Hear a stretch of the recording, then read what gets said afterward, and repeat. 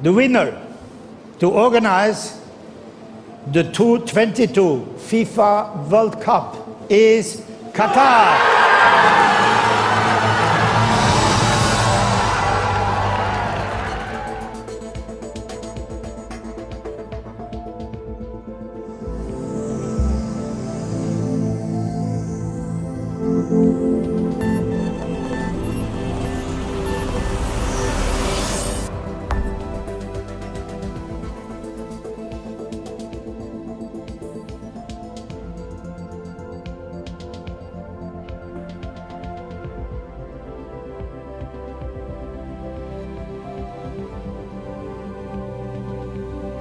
But they really appreciated, and and thought it was a very dignified way of showing their story, and they hope to get more answers.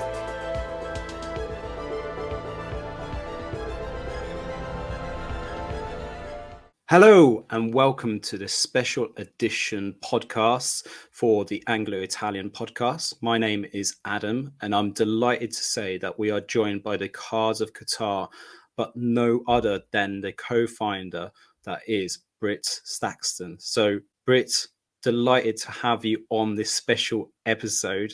Before we start, how are you keeping? Just fine. It's been a exceptional month where we have been able to discuss important issues. Today also Christmas is coming up, so we are looking forward to a week where we actually can sum up what really happened, because it just it just happened. Yes, exactly. So let's start off by talking about the Cards of Qatar. How did it come about and what made you pursue it? Well, first of all, it's important that I make sure to say that I'm the co-founder of Blank Spot. That is an investigative journalism platform that I founded together with Martin Schibi, who is a journalist. I myself am specialized in communication. And now 7 years later, I of course also see myself as a journalist, but I do quite different journalism than the kind you find on Cards of Qatar.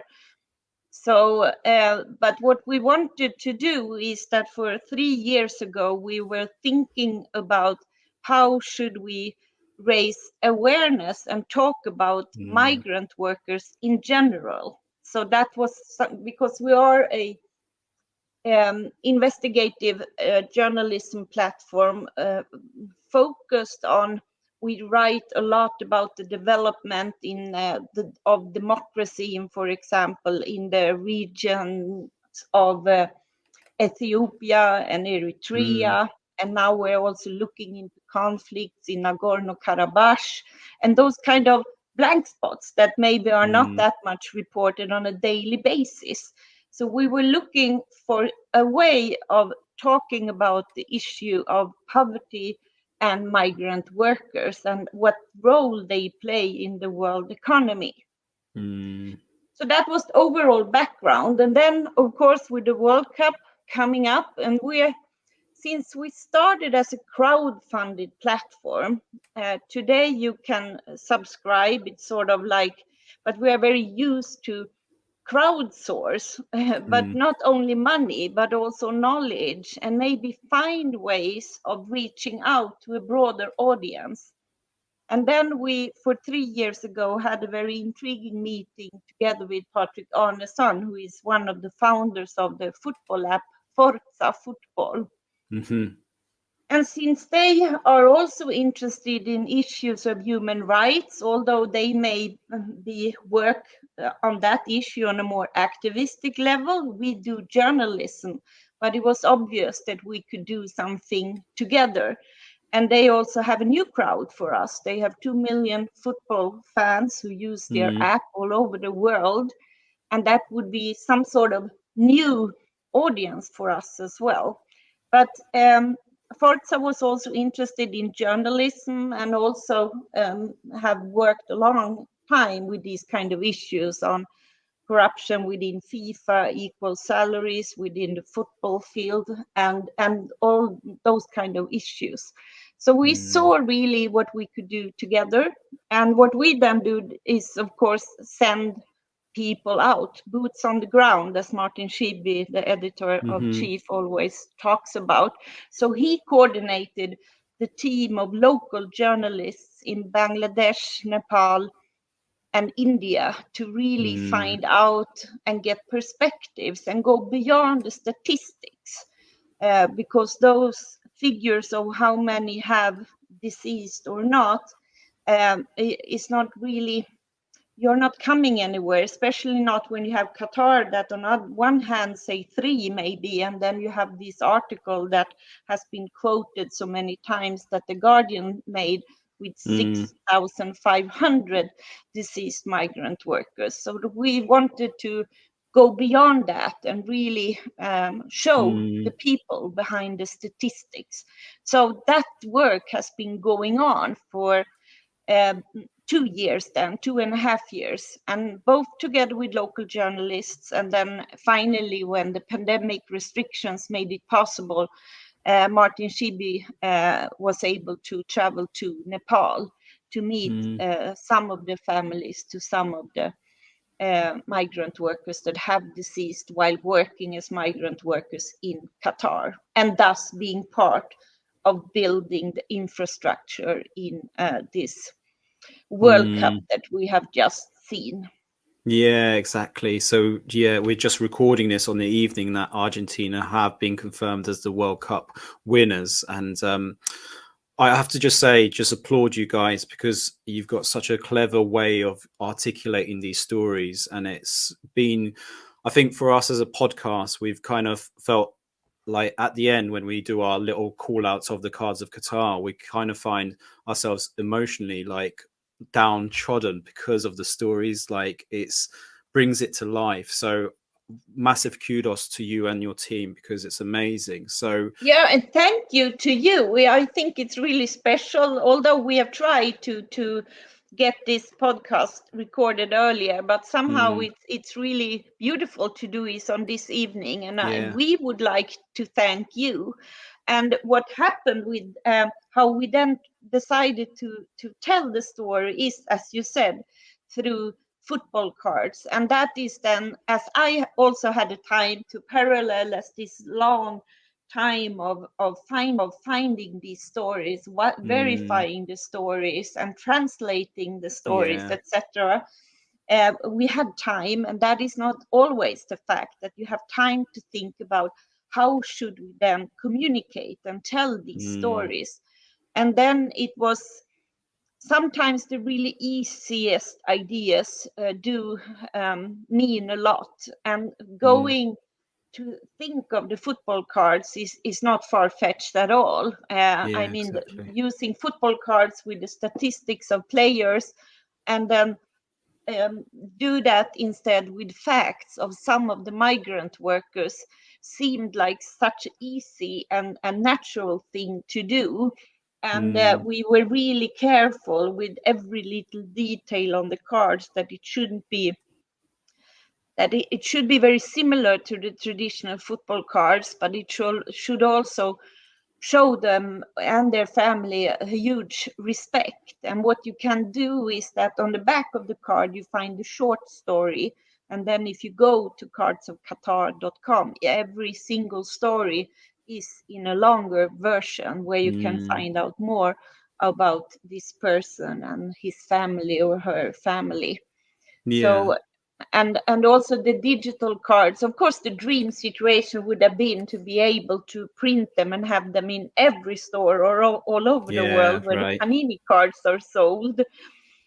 But the digital cards where you could flip them on the site, etc., has meant a lot and has been hugely visited, and we have had readers all over the world, and the cards have had their own life. We were so happy when we heard that you were reading one in each of your podcasts, and there has been manifestations, and the cards have been printed out and used in churches, and people have really talked about the issue about migrant workers. They've had printed them out and had posters or at museums and had talks and discussions on how to address the issue of migrant workers and better conditions for them. So then we really feel that we did something that could be one part in the discussion, and we do journalists, all the people who work with human rights and have done so for many, many years. Some of them really appreciated the cards and found them and could use them. And that is beautiful to see. Even schools discuss that and use it when they talk about human rights. Yeah, no, I have to say, I've seen some of the promos that have come out about your work as well. And just to see it even like in places like you say, at schools, but also I've seen it in art exhibitions, people printing them off. And it's been beautiful to kind of see that, because I think that just goes to kind of reaffirm what great work that you've done. So I'm going to probably ask you the most difficult question, which is, how hard was it for you to kind of find these stories and verify them? Because I remember at the time, obviously, Qatar weren't, as you alluded to, was the fact that they weren't very open and transparent with the information, especially around the migrant deaths. So I appreciate you've said it's on a local level, but I assume even then that was so difficult to get to the detail and, as you say, verify it. Yeah, and that is something really on a detailed level that I can't answer, since I was not involved in that part of the work. But what I do know is that it's really also the eyes on Qatar, and also the pressure overall has also led to, in some aspects, that some changes have come around. So what was also possible to do, for example, in Nepal, you get these official documents where, when the deceased migrant worker is sent back to, for example, Nepal, there are records that you can then, so you go to different authorities and so on, and then you do your regular work with triple checking your facts, and also meeting families, having local journalists you work with that can, there were so many language barriers as well, because there are many different local versions of different languages and so on. So that was the network of local journalists were, of course, very important, as often in journalism of this kind. But more than that, it's really unfortunate, but Martin Phoebe, the editor-in-chief, was not able to do this interview. But that was something we really worked hard with, of course, because you cannot do this kind of work without really being sure that you Well, the one thing that definitely resonates with me is when you read these stories, a lot of them seem to be affiliated with heart failure. And what I wanted to ask you from your point of view is, do you think this was just an easy way out for Qatar to kind of blame it on heart failure? Because there were so many, when I'm reading the cases, you're like, this doesn't seem like heart failure. There's something it feels like it's been covered up. And I'm sure we'll go into it in a bit more detail. But if we just talk about the individuals here, did you feel like a lot of them were just being covered up by this excuse? Well, it's almost, because many times there is not even that. It's just that that you cannot even say why someone died, and they are quite young and quite healthy persons when they travel to Qatar, and then these sudden deaths. What we do know, and even I, who has not on a detailed level been involved in the journalistic aspects of Cards of Qatar, it's I mean, the heat and what that does to your body when you work so hard, so long, and if your dehydration and the combination of everything, and some of them have really been working very, very hard and for many, many years, and so absolutely that there are so many levels in the checking of and the possibilities. And that's why also the families we met were so happy. At one moment when we had draft of what the cards would look like. That's when Martin Schibbye went to Nepal and met the families.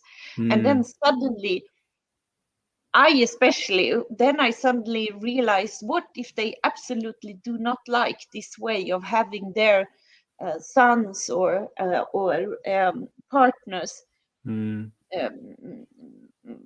shown in this manner? But they really appreciated, and thought it was a very dignified way of showing their story, and they hoped to get more answers because they had many questions still. And if one looks into some of the interviews Martin Schibbye has done, he has some wonderful stories from when he met people, to some of them who are on the cards, and really appreciated the work we did in highlighting them. But unfortunately, still, there is not answers to more of these stories. We hope to be able to go to Qatar after the World Cup now, and then definitely Martin has made promise to them families that have covered on the cards to try to find out more what really happened on these different workplaces. He knows where they were at the time of their death. Yeah. And for you, was there any particular stories that have struck or stuck a chord with yourself? Because I mean, I know one or two that have been read on our podcast, I kind of went into stunned silence, I think.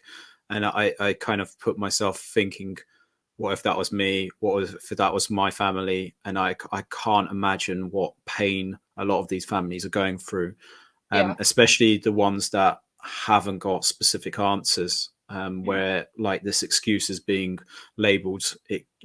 One of them was around strangulation, which I found really disturbing, for example, especially when the family alluded to the fact that a week beforehand, there was no kind of symptoms or feelings around this kind of person having these kind of suicidal thoughts, yet that's what it was kind of tarnished as. So have there been any particular ones that have struck with yourself?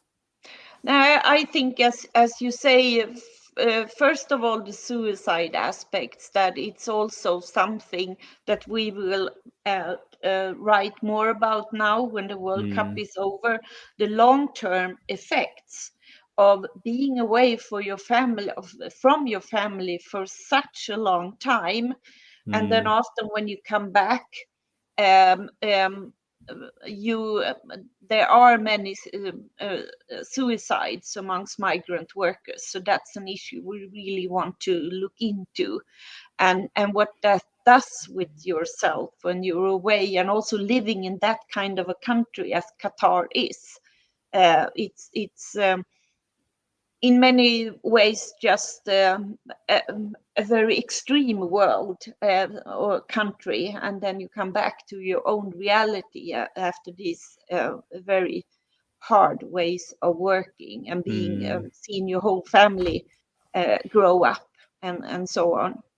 And one of the stories that really stuck to me is also some sort of behind the scenes information about how you talk to your child about the fact that your father or your mother has deceased, and how you can use your phone to maybe for a while pretend like the mother or father is still texting and so on. And then you really realize it's something we use on an everyday basis for quite another form of communication, and then that can be used for a short period of time to pretend until you are ready as a mother or father.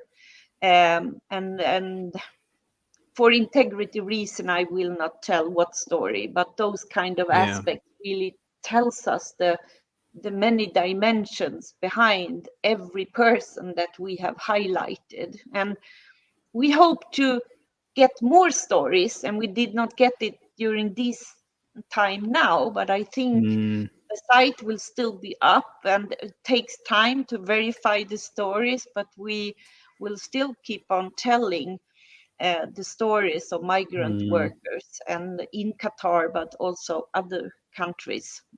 Yeah.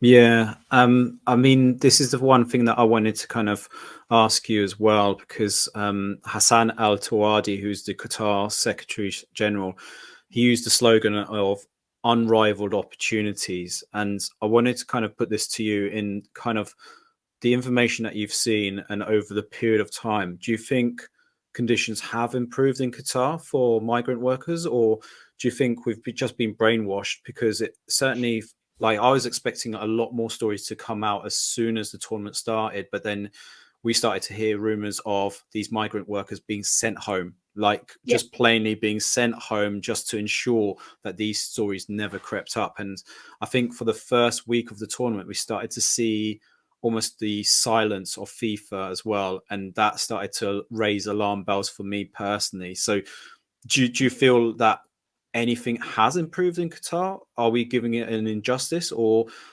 is there just a cover up completely of the conditions in Qatar? Now, I absolutely believe that uh, a lot or something has changed. The big issue is, will this continue to Mm, evolve to a better place? But of course, the focus on Qatar and the situation for migrant workers in Qatar during these more than 10 years has led to some improvements, and we have covered some of the stories, and we made, besides of the cards, we did a lot of regular articles and also long form reportages from Nepal, and Martin Chibi did 3 long form pieces from Nepal that mm, also are published in English, and that really shows both the development but also the the complex issue of trying to find your way out of poverty, and where the desire to work in a country like Qatar is still something you have in mind as one, and maybe one of your few opportunities to come out of your poverty. And you see people standing in line that have relatives or friends that have not come back. So this is a complex issue we still need to focus on, and be sure to constantly work for improving the standards for migrant workers. so Yeah, let's talk about FIFA then, because the good work that Martin and your team have done is you sent some cards out to not only FIFA but also the sponsors themselves. To date, have you had any response from the sponsors or FIFA? no, and the sponsors, the only one that answered was Adidas, and they then referred to that these kind of official answers that it Mm, had been that they were relying yeah, to the partners they were in contact with, but otherwise no answers. And the same with FIFA, but this is also an issue that we will continue to do. We also did some surveys where we had over 30,000 people answering their thoughts on FIFA and how they thought of FIFA and the relation to human rights. And that also was something that they responded and wanted to comment, but then they wanted to take a look into the whole survey. And that's a classic way of not answering, but asking for more information. But once they got more information, we still did not get any answers. And yeah, I know that the journalists also asked for interviews with FIFA, but have not gotten any yeah. response. Surprise, surprise. Yeah, I was going to say, obviously, sports washing has certainly become a theme before the World Cup. So there's a good documentary on Netflix at the moment, yeah, which kind of highlights how that was kind of brought about, because you've got examples of 78 in Argentina. And I think even prior to obviously Qatar, we've had examples of Russia as well, for example. And I think the fear factor is we've got also rumours around Saudi Arabia potentially being a future host World Cup, which we know obviously has a certain hard line on certain issues that are related to also migrant workers as well. So, I mean, yeah, even worse conditions than yeah, in Qatar, this is since it. the focus has not been on them as much on the migrant worker situation. Yeah. Exactly. So I was Mm. going to ask you, I mean, do you think from the attitude that we've got so far from FIFA, do you expect there to be maybe a change in maybe how they maybe vet like these nations going forward? Because obviously I feel like Qatar was very unexpected to a large degree for a lot of people, but it feels like FIFA are just greedy. They are looking at one thing principally, and that is the money sum, and that principally bought that World Cup to Qatar. So do you think things will change at FIFA, or are we kind of in make believe and, you know, pigs are flying still at the moment? Well, I am somehow optimistic, and we do live in times where there are fewer and fewer dinosaur organizations, and that might be naive, but what has been very promising, and due to the fact that we have been so very busy with talking and distributing our cards and making a lot of interviews, so we have not been able to really sum up what happened. But what is really interesting, and it's also linked to your question about the future, is the fact that Time magazine made an interview where that really focused on that something is going on here, and they also interviewed Martin Schibbye in that the day before yesterday, so 2 days just before Mm, the World Cup ends. And that story led also to an interview with Reuters with Martin Schibbye, and really a huge audience, and many new magazines wrote about Cards of Qatar just the day before the World Cup ends, and really pointing to the future of the situation for migrant workers. And I would say that that's some sort of small sign of mm, the fact that, because that's also one of the aspects that I was intrigued of, finding a way to help football fans to show their social engagement and their engagement in human rights. Because of course football fans are like, there are a lot of people within the football community that also are engaged, of course, in human rights. mm, And we see these social movements all over the world around issues. We have seen that happening in discussions around football and hate speech online or racism mm, and so on. So to ignite that would not be that hard. And I think still, even though, as you said in the introduction, that the interest for and the focus of migrant workers were a lot in the beginning, it still is, I think we will remember this World Cup and the strong discussion about political aspects during the whole World Cup in a way you did not see when you have had huge sport events in Russia or in mm, China that really then faded totally. I would say that that has been more alive during the whole World Cup, and maybe I have a very Western European view here, but at least it's not only in Sweden. That's at least yeah. our view of it right now. But Mm, please bear in mind, we have not really had time to analyze it, and you can be so in your own echo chamber somehow. But yeah, yeah, yeah. definitely. I was going to ask you, Britt. Obviously, a lot of fans that have experienced Qatar have kind of instigated or said that actually life down there hasn't been that bad. You know, the stories that they were told before going out there is completely the opposite, and they've actually enjoyed the World Cup and how open the culture is in terms of the hospitality they've received as well. Do you think that only touches the surface because you can get warm people from any nation really, but I think obviously it just highlighted a different world to a lot of these people that probably haven't seen the Middle East and how they do go about their normal lives. Because I appreciate, even my mom, she had experience in Libya. She went out there for nursing, and she said incredible people, you know, she loved the people, but you know, there was some interesting elements that she would say not the same as what we experience in the Western world as well. So what would you say to people that kind of say things like what we're highlighting with the Cards of Qatar, and say that's not really necessarily the truth, or don't believe it? What would you say to those people?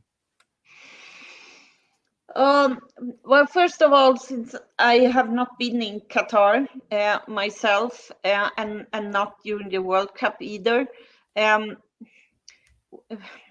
what I see as the common component, and when you just have seen the final game, it really, at the end of the day, it shows the passion of football. And our Cards of Qatar was never aimed at not continuing to share the passion for football.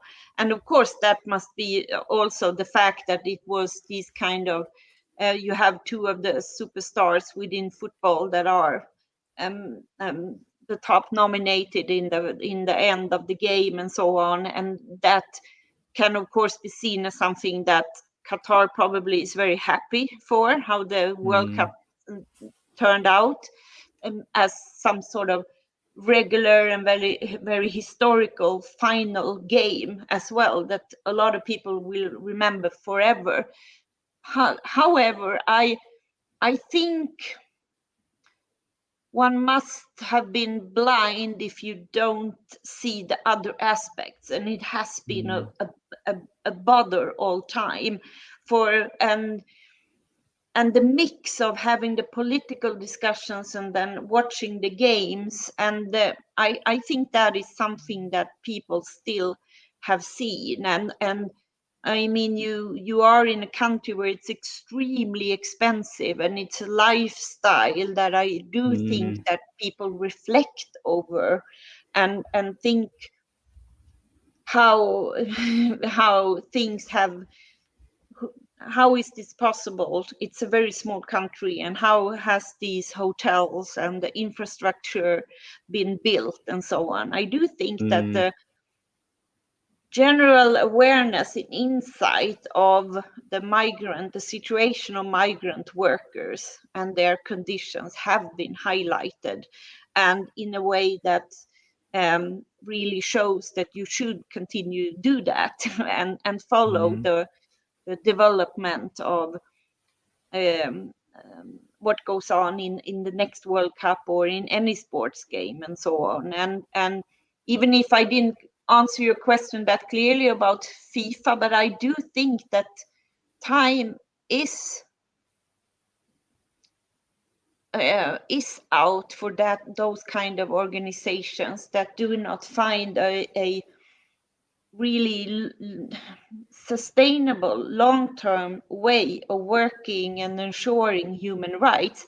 I'm not one, and once you choose to put your World Cup or any other sports game in a country where human rights are under development, to ensure that making all these plans and realizing this World Cup or this sports game in any sports, that should be a way of improving them without being a political sports organization, but also not supporting dictatorship or what it might be. Qatari, I'm not Arab, I'm not African, I'm not gay, I'm not disabled, I'm not really a migrant worker. But I feel like them because I know what it means to be discriminated. This is it. And I wanted to get your own opinions on Gianni Infantino, because I feel like he has gone missing in this tournament, especially in those first week where suddenly there was a change in terms of you can't have alcohol in the stadium, which is fine. You know, we respect the culture, but then also the elements of you can't wear rainbow colored flags, or you can't have those elements on your kits. For example, they wanted the Belgium kit, for example, to be removed because on the back of the collar they've got, you know, rainbow colors, which no one could see unless you actually getting changed into one. But for me, Infantino just comes across as very weak and being blinded by the fact that he's got dollar signs in the distance, and he knows he'll get that to make sure that he continues the growth of the organization in the financial sense as opposed to the morale sense. What's your personal thoughts on Infantino? Because I think there's been a lot of backlash to how he's kind of commandeered himself over this tournament. Yeah, but I would say that that's one of the aspect that you really see, that things that have been said, and also the aspects of there must be a way where you can talk about this issue and see the development without making it look like you do not want support the football passion. And I think what happened after his whatever it's called, the first speech, when it was well, how do you say, when it started, or I guess there was it's like a conference, wasn't it? Yeah, that sort of also opened a discussion where you saw it was somehow like so many football players themselves that maybe have been silent for a long time try to vocalize how they thought of the possibility to keep on playing but still be able to stand up for basic human rights. And I think that is something that's been really ignited even stronger during this World Cup. And I think that is an issue that hopefully will be continued to be discussed. And I am in many ways still very optimistic because it seems like things have changed more than we might have thought on beforehand, because we really thought it would be go on exactly like it's been in regions where World Cups have been conducted before, and then, or the Olympics, and everything is just, you only focus on the sports. But here really the question it's been so many issues that has been highlighting it constantly. Yeah, definitely. And I think the one scene from the World Cup that I can kind of vividly say that took a stance was the German national team when they did the cover up of their mouth. That for me was just an image that will stick with me for a long time, I think, as a kind of stance, although it wasn't maybe going far enough potentially. I think given the circumstances, that was very brave of the national team to have actually done that, given the build up to that period as well, because there's a lot of talk about, you know, nations wearing armbands and then not being able to, because otherwise they were fearful of getting a yellow card, which seems unjust when you're talking, it's a sporting scenario, not a political scenario. And these players to an extent shouldn't have to, but I think they've all got their own beliefs as well. And I'm sure some of them might regret not going that further yard, I feel. Let's talk about what happens with Cards of Qatar now going forward, and what does the future hold, I suppose. So your work is going to continue, as you alluded to, but what can fans do to help you continue this kind of work as well, more importantly?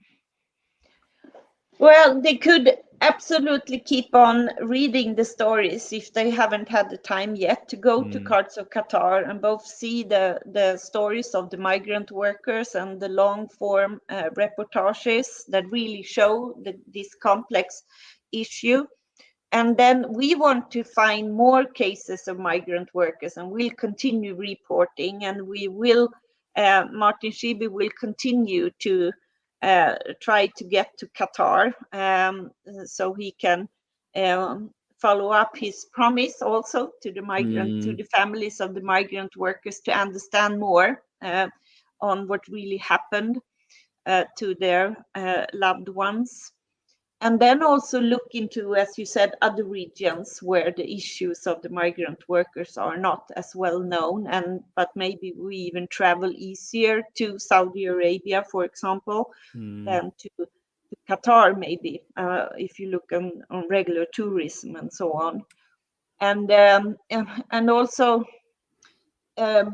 continue to follow this issue. And what has been lovely, and maybe it's something about the physical cards, although the physical cards where we only did that in Sweden in a very limited edition, but that was really wonderful to see them next to the Panini cards in a convenience store chain in Sweden. So they were handed out for free there, and that's what has led to a lot of Swedish schools working with the cards, because they went to that convenience store and got themselves a small package and discussed, and have had wonderful. They have dived into the story of different migrant workers and have then talked about them in school, and then talked about rights of workers and human rights, and that's beautiful. But we have also heard from other movements in the world that want to do that for different parts of the world. It has been in Iran and in Nigeria, and that's something that is just beautiful, that people like how we chose this manner of highlighting this difficult issue. So that's really, really interesting to see. Personally, I think it's hard to see the cards in something that is not linked to actual football cards. But on the other hand, the Nepalese family, they were used to cricket cards. So that's why they love the football cards as well.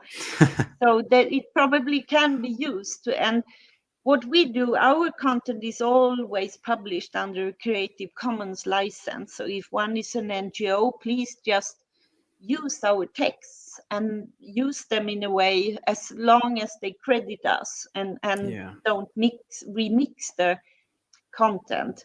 And that's a good way of letting our content be used in a context that can help people that work with these kind of issues. So that we look forward to really also follow up on all these mails from different organizations and different questions about if they could use the format in some way. So no, that is beautiful. No, I have to say, I do hope, and I might sound a bit granddadish when I say this, but I would love for your content to be in a textbook in the future. I'm sure it'll be more digital, to be fair, than it is a textbook, but it'd be nice for people in the future to be able to look back at this period and actually look at the work that you have done and kind of reflect that actually there was a different sides to this whole World Cup piece as well. Just for the benefit of those that are watching as well as those that are listening, we'll make sure we put the Cards of Qatar details at the end of this recording so they can find your work as well. But before I can conclude, Britt, I wanted to ask you a kind of two segue questions, I suppose. The first one being is what do you think the legacy of the Qatar World Cup is? And the second part is, what do you think the legacy should be?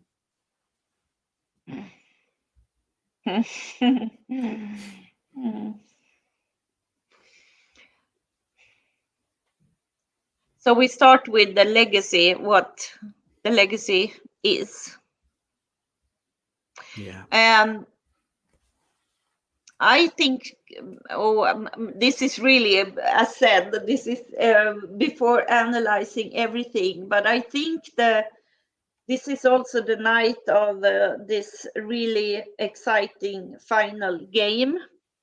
And so on one level, the legacy will be that magic game where a lot of Messi fans all over the world finally saw him win the World Cup. That is, of course, a very important legacy, and also the beginning of the yearn for Mbappe to have his in the future, because he has a long career ahead of him, although he missed it today, and those kind of aspects of it.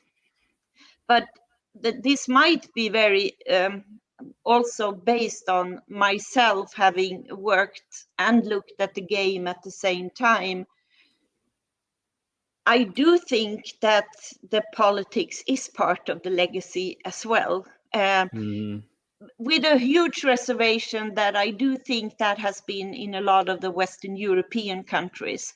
But if I only focus on what happened in Sweden, there were times where even I, although I work with Cards of Qatar, thought that I'm so curious. And speaking of it, you make me realize that this is what Blank Spot should do. We really need to talk with a lot of football viewers. How did they perceive this World Cup? Because I thought at times, oh my God, when are they going to talk about the game we're about to watch? Because they talked so much about the other issues that might be a Swedish aspect. But for a period, I was in Germany and also in Austria these last weeks. So I don't know.